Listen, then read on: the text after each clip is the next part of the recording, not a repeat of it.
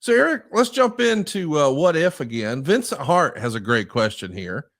He says, what if WCW never got Bret Hart but got Shawn Michaels instead?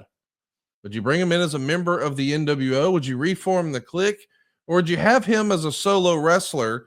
Now, let's get real specific on timeline, Eric, too, because we know that, well, Vince McMahon first makes the approach to Bret Hart in September 22nd, 1997, and says, I can't honor your contract. Fast forward 6 weeks or so, the Montreal Screwjob happens. Had it gone the other way, where Shawn was showing his ass, he refused to put over Bret Hart, he wouldn't do it, and they screwed Shawn Michaels. And now Shawn leaves in a temper tantrum, and he's coming in to WCW. Now, that would have still happened around Starrcade 1997. So you're trying to at least finish your Sting versus Hollywood Hogan NWO storyline. But now Shawn Michaels is on the roster. What do you do with him? Wow, that's a good one. That's a really good one. I think it would have been a bad idea to do anything other than bring him into the NWO. Just, again, people knew the relationships. So initially, I would have brought him in to be a part of the NWO. But Shawn would have been a lightning rod in terms of creating dissension within NWO. I would have done it right away. Don't get me wrong.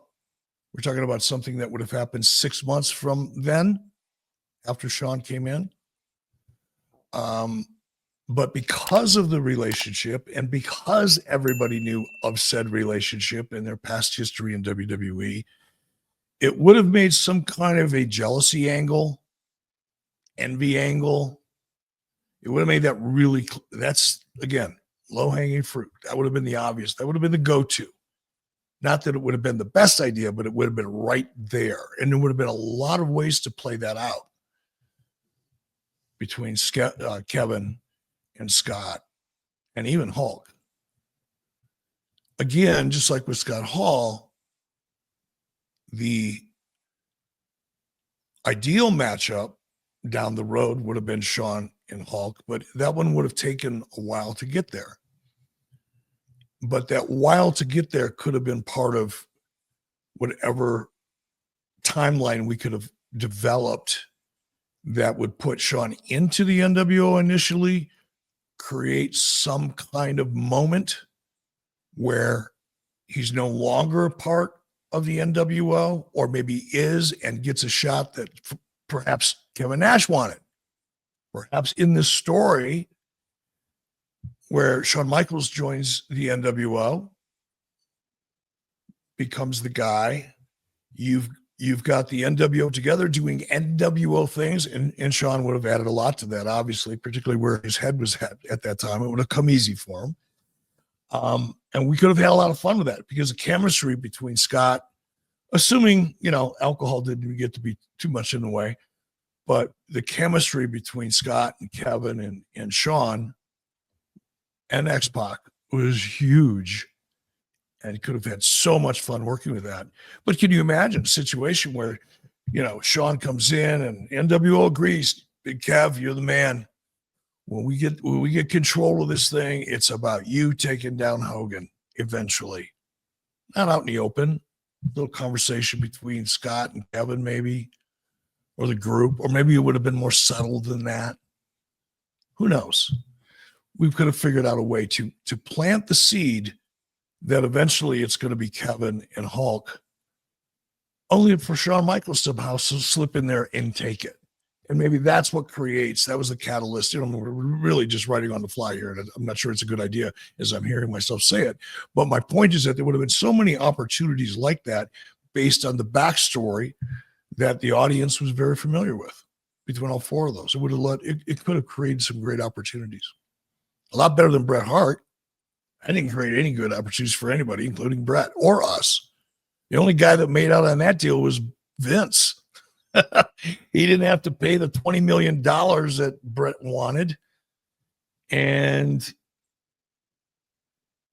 he opened up the door to do a lot of other great things. I ended up inheriting this guy, and it didn't work out for me. It didn't work out for Bret. So, yeah, I wish it would have been Shawn Michaels. What the hell was I thinking? I should have tried. Jay Aleto has a question. He says, what if Eric Bischoff was hired in an executive role in creative by WWE in 2002, in addition to his on-air role as GM? That's interesting. You know, we know that you tried your hand at this at 2019, but in 02, if you would have been offered an office spot, do you think it could have worked out? Could you have lasted? Could you have weathered the waters there, swung amongst the sharks? No. I mean, look, one thing I did learn, you know, in my moment in WWE back in 2019 is, and I'm not being critical of anybody. In fact, obviously,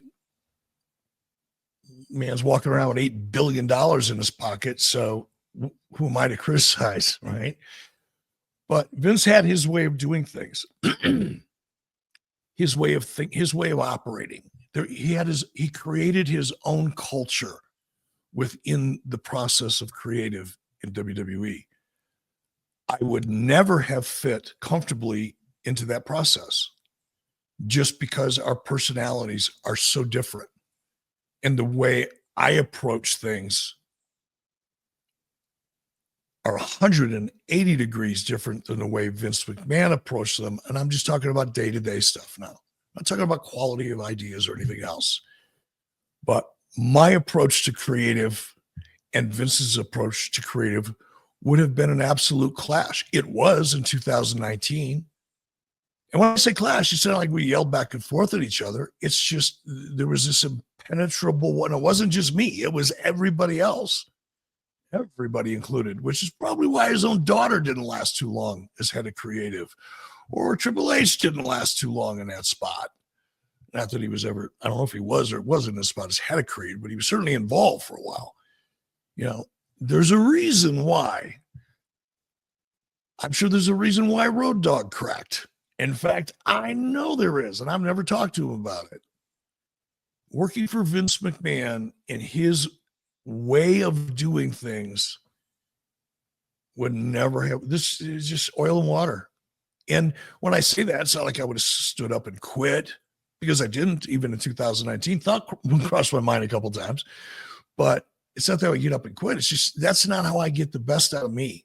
Like if somebody wants to get the best out of Eric Bischoff in a creative environment, it's got to be kind of a fun environment. And when I say fun, it's not like we're throwing airplanes at each other and smoking weed. I'm talking about just the energy and the vibe. You have to have the ability to sit in a room with really creative people that you respect and throw ideas around without having somebody to say to you in front of everybody else, God damn, Bill, that's third grade shit. It's not very motivating. It doesn't necessarily take you to, all right, well, if you don't like that, how about this? Usually it's, and I saw it. I saw it. I experienced it. And he didn't talk to me that way, but I experienced it. And it's just, man, you kill a room. You're going to kill the whole room. Everybody will sit there and they'll nod their head and they'll pretend they're trying to figure shit out. But you ain't getting jack out of anybody. Not quality. And people throw ideas out that they know you're probably going to like because they've thrown you versions of that same idea in the past. And they know at least they're not going to get humiliated because it's close to something else that you approved a while ago. That's kind of how it was. The writer had PTSD. I don't know. I don't like telling these kind of stories, but I'm not going to name names. But there was a guy who was my head writer, and he was the hardest working guy. He was so hardworking. He lived very close to headquarters, Stanford. He had to work 16, 18 hours a day, 7 days a week. And at one point, because he would always fly commercial, well, I thought, man, if I can make this cat's life easier, because I knew how much he worked. And I knew he lived right next to the office. I said, man, this guy's taking on so much. I got to give him some kind of a break. So I called him into my office. I said, X name here, why don't you join us on the plane? Fly with us back and forth so you can get home. You don't have to spend the next day flying home all day long, because that's a drain. Cat was a little shorter than me and bald, and I could see the beads of sweat forming on top of his head. I'm not exaggerating. Broke out into a cold sweat just by suggesting he get on the plane. So yeah, I would have never fit long-term in that world. Not because I couldn't, but I knew I couldn't do it and deliver what I was capable of delivering, because it was not fun. It was not fun at all. There's nothing fun about it. Jimmy Kelly wants to know, what if he'd been hired by the WWF when he auditioned early in his career? Of course, we've all seen that famous audition tape, Eric. I think that was 1990. Does that sound right? Yeah. No, that could have worked, because at that time I was I was just a sponge. I was just excited to be in the business. I didn't have a lot of preconceived ideas. I certainly wasn't thinking about creative at that time. My dream at that point in time was, man, I don't know, if this wrestling gig doesn't work and Vern can't keep me on and I don't get this gig, I'm gonna go try to be a game show host.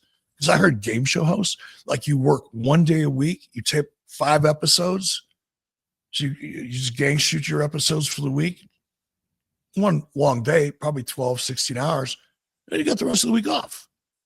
I thought, I want to be a game show host if I can score that kind of gig. So that's where my head was at. And had I gotten that job, I probably would have fit